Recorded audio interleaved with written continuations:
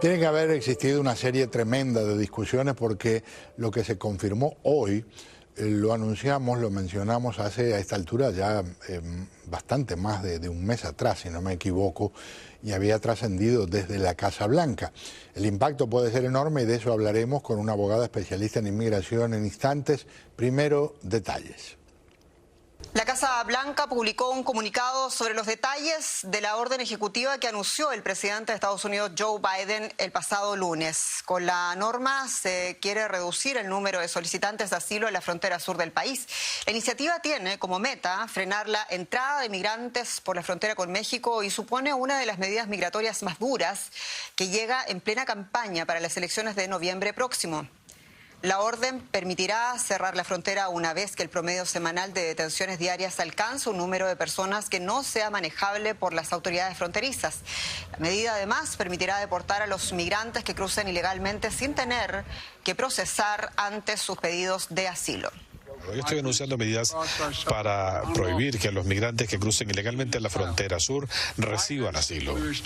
Los migrantes solo podrán recibir asilo en la frontera sur si lo hacen entrando a través de un proceso legal.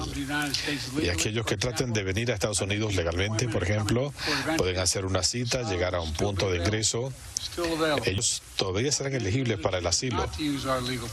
Pero si un individuo no usa los canales regulares y decide venir sin permiso y violando la ley, se limitará su capacidad de recibir asilo, de quedarse en Estados Unidos.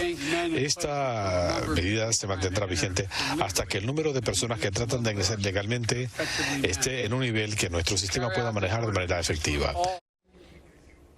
A través de ese fenómeno tecnológico que es este tipo de comunicación, ahora vía Zoom, le digo bienvenida a la abogada especialista en temas de inmigración, Laura Jiménez. Muchas gracias por acompañarme. Muchas gracias, Pedro, por invitarme. Y la deuda está presente. La próxima vez es en el estudio. Es que yo le reclamo porque vino una vez aquí, después ya dijo, ay, vamos a hacerlo por Zoom mejor. Pero la realidad es qué comodidad representa para todos que podamos comunicarnos de esta manera. Muchas entrevistas no podrían hacerse si no fuera así. Laura, tiene que haber habido grandes broncas para que algo que se sabía que estaba cocinado hace tiempo recién hoy se anuncie, ¿verdad? Yo creo que sí, que hay desesperación también, Pedro, porque esta medida que ha implantado la administración de Biden el día de hoy, si bien es una medida que está enfocada en tratar de controlar la migración irregular a través de la frontera sur, es una medida que, en mi opinión, va a ser un poco difícil que logren implementar en su totalidad. ¿Por qué? O sea, a través de esta medida, las personas que se presenten en la frontera sur para pedir protección o asilo con la cita de CBP-1, pues van a recibir su proceso normal y van a poder esperar su cita de asilo o su audiencia de asilo en Estados Unidos, van a ser autorizados para entrar al territorio nacional y probablemente les den un parón, I-94 como marca la ley. Ahora bien, aquella persona que cruce de manera irregular, efectivo inmediatamente, no va a calificar para asilo. Va a ser sujeto a una detención migratoria, va a ser puesto en un proceso de deportación expedito y en lugar de una entrevista de miedo creíble, lo que va es a ir a una entrevista de miedo razonable, donde en lugar de demostrar la carga de la prueba de persecución por una categoría protegida bajo asilo, va a tener que demostrar una carga de la prueba aún más alta, que es la posibilidad o la posibilidad inminente de ser torturado en su país de origen si es regresado. Esto es casi imposible en la mayoría de los casos de los inmigrantes que cruzan la frontera. Si bien es cierto que muchos califican para asilo porque han sido víctimas de persecución, de daños, de detenciones, de torturas, la gran mayoría lamentablemente no han sufrido este nivel tan alto de persecución para vencer una entrevista de miedo razonable y para poder entonces calificar para lo que se llama withholding of removal o el paro a la deportación. Las personas van a ser devueltas atrás si son originarios de México, si son originarios de Cuba, de Nicaragua o de Venezuela.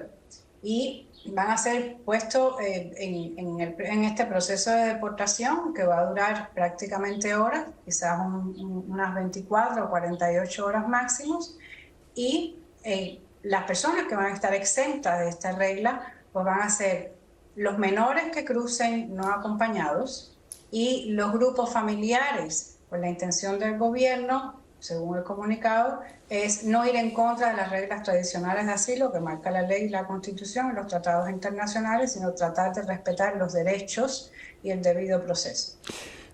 Por las dudas, que de repente yo soy el que me he perdido aquí, en la práctica sí puede ser que lo implementen, pero lo que puede generar es un efecto negativo monumental y abarrotar instalaciones estadounidenses de gente presa para ser deportada.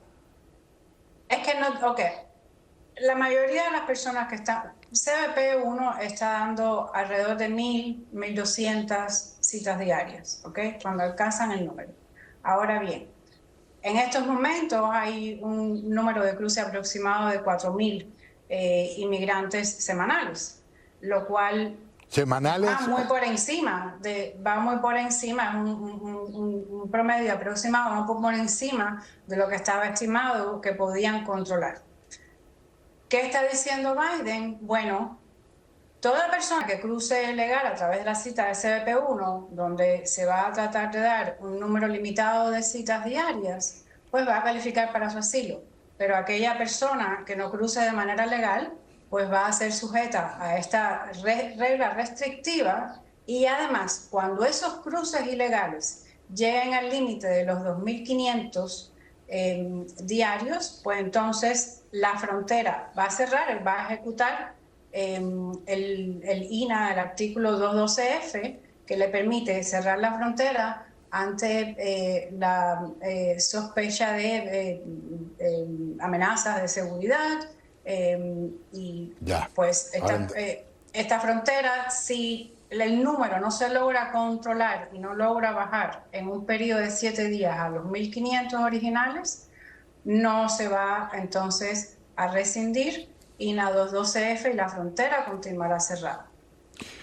¿Es realista pensar que más gente va a hacer lo posible por igual tratar de entrar ilegalmente, pero no se va a presentar a pedir el recurso? Ahora muchos cruzan y de inmediato hasta salen a buscar a gente de la patrulla fronteriza para entregarse. Eso obviamente sí, es muy posible que cambie drásticamente. Yo pienso que va a ser muy difícil que sea controlado, Pedro, no solo por eso que tú estás explicando, sino porque para él implementar esta nueva orden ejecutiva, además de ponerlo por escrito, pues necesita un fondo considerable de dinero, porque tiene que ampliar a los oficiales de asilo para hacer estas entrevistas expeditas de miedo razonable o de miedo creíble, necesita ampliar a los oficiales del CBP, necesita tener más jueces, necesita tener más fiscales, o sea, no tiene el presupuesto aprobado por el Congreso para llevar a cabo esta medida de esta manera. Y la realidad es que en los últimos años estos cruces no han disminuido. La administración ha tratado de implementar reglas restrictivas. Vamos a recordar que también la administración de Biden trató de implementar la regla del tercer país y esto fue bloqueado por una corte federal. Entonces, esta nueva orden ejecutiva también va a enfrentar el litigio de los abogados y de las asociaciones pro inmigrantes. Claro. Laura, mil gracias por acompañarme, un gusto. Un placer. La abogada, encantado igualmente. La abogada de inmigración, Laura Jiménez, con nosotros. Al regresar vamos a explorar el impacto devastador que pueden tener cosas, por ejemplo, en las carreteras, aunque estos también son problemas de vecinos, pero fíjense, este hombre en una bronca, en una carretera,